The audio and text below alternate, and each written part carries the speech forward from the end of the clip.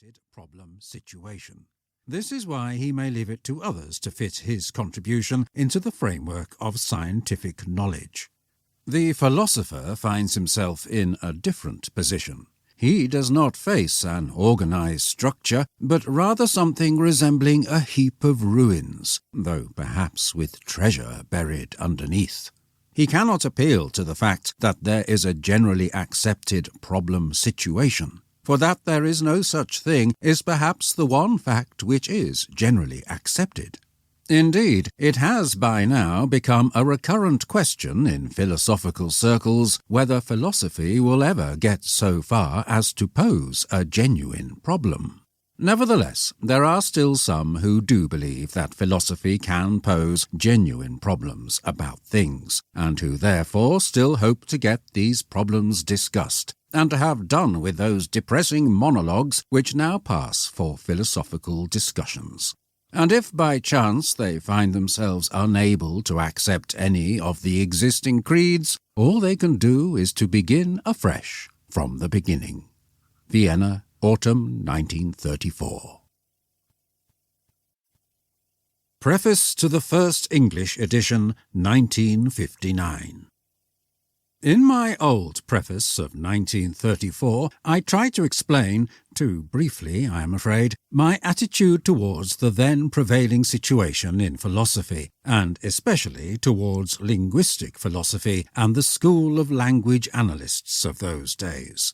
In this new preface, I intend to explain my attitude towards the present situation and towards the two main schools of language analysts of today.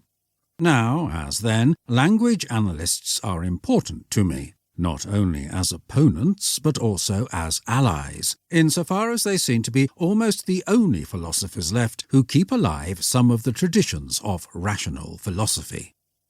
Language analysts believe that there are no genuine philosophical problems, or that the problems of philosophy, if any, are problems of linguistic usage, or of the meaning of words.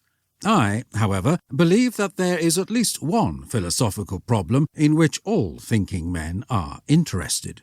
It is the problem of cosmology, the problem of understanding the world, including ourselves and our knowledge as part of the world.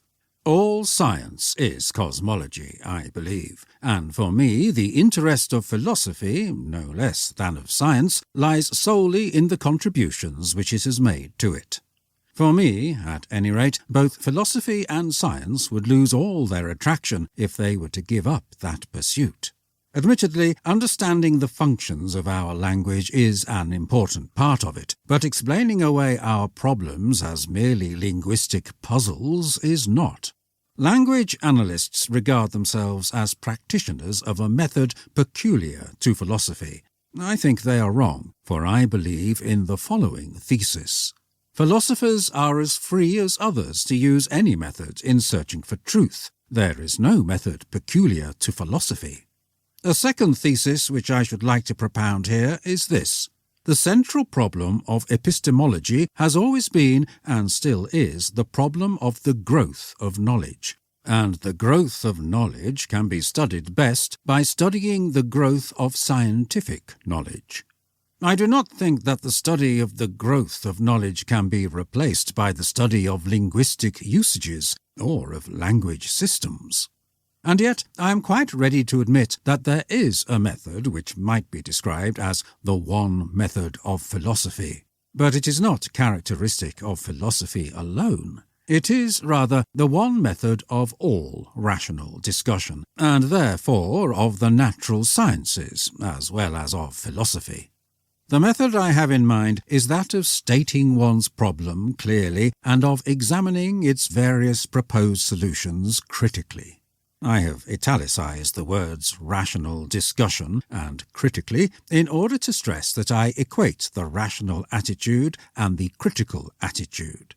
The point is that whenever we propose a solution to a problem, we ought to try as hard as we can to overthrow our solution rather than defend it. Few of us, unfortunately, practice this precept, but other people, fortunately, will supply the criticism for us if we fail to supply it ourselves. Yet criticism